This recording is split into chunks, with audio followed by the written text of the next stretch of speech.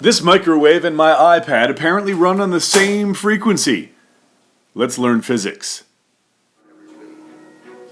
This man has shown willingness to kill because he believes in the rules of engagement is simple.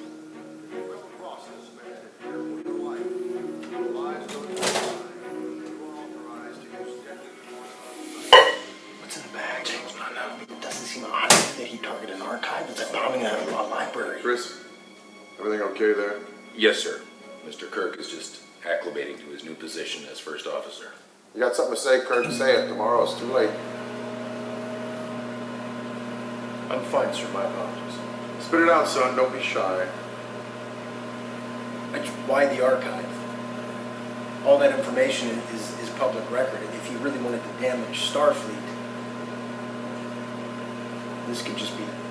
You're getting at what, Mr. Kirk? Sir, in the event of an attack, protocol mandates that senior command gather captains and first officers at Starfleet HQ, right here.